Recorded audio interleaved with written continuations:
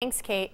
3 violent crimes, including the robbery of an 88-year-old woman on the Ithaca Commons in recent weeks, have city police now stepping up their patrols. News Channel 9's Farah Jadrin spoke with police and with people who love the downtown area and are welcoming the added protection.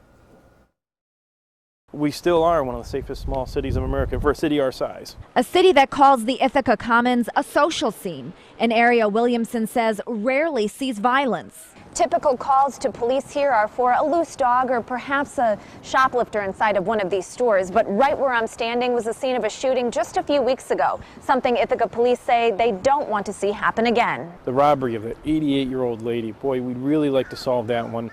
And the other strong-arm robbery on Court Street. This has the acting police chief calling for more patrols. That, in addition to the heavy surveillance, has people like William Mitro, the Magic Man, feeling safe. Mitro is on the Commons 6 days a week at all hours of the day and night. He's seen it all. I've been attacked a few times, and I think they need more police officers out here and patrolling the area. Also on the Commons daily is Neil Uli, who says keeping to himself also keeps him safe. I've seen a lot of stuff happen here. Usually it's, if there's any violence or something like that, it's people that already know each other. And so they've gotten something ongoing. I'm not part of that, so I don't have a problem. All hands are on deck to solve these crimes, and all hands are on deck to maintain Ithaca, but especially the Commons, a safe place for everybody. And as the weather gets nicer, you'll be seeing more of those patrols. In Ithaca, Farah Jadrin, News Channel 9. Well, police there are still looking for your help in all 3 of these recent incidents. If you saw anything or have any information, they want you to give them a call. Their number is 607-697-0333. Auburn's deputy police chief now must surrender his driver's license for 90 days and attend AA meetings after his guilty plea to driving while ability impaired. And that was a reduced charge. Roger Anthony was originally charged with driving while intoxicated. State police say his blood alcohol content was more than twice the legal limit when he drove off the road in Aurelius earlier this month. Anthony will also have to pay a fine. His attorney tells us Anthony has the support of the city manager, the chief of police, and corporation counsel. He will have to make amends to his superiors in the city, and the community at large, and his family. He fully intends to do that. And I've known Roger Anthony a long time, and I'm sure that he will do all that's required of him, plus to make amends for this poor decision. Anthony remains indefinitely suspended from his job as deputy chief of police in Auburn.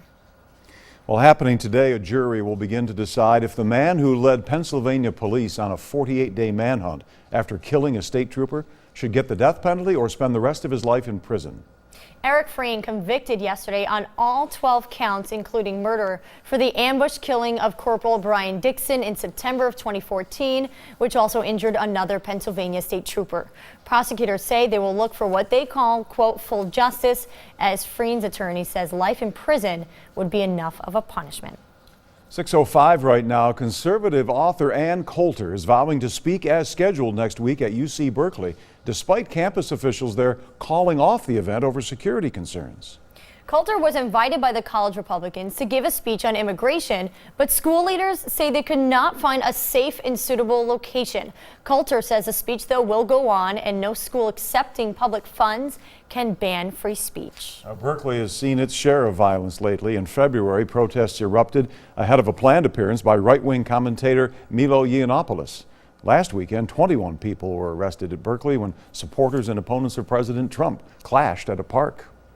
ExxonMobil is seeking permission to resume drilling around the Black Sea with a Russian partner. This request is going to draw extra scrutiny because it involves the company formerly run by State Secretary Rex Tillerson. He cultivated close ties with Russia and President Putin. The venture was blocked when the U.S. imposed sanctions on Russia back in 2014, but the company applied to the Treasury Department for a waiver in 2015.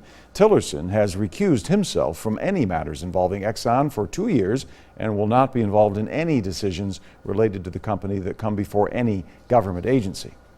Good news for Apple lovers. The company is preparing 3 new iPhones for launch as the company celebrates the 10th anniversary of the release of the first iPhone. As soon as this fall, we could see upgraded versions of the 2 current iPhone models, as well as a new top-of-the-line handset.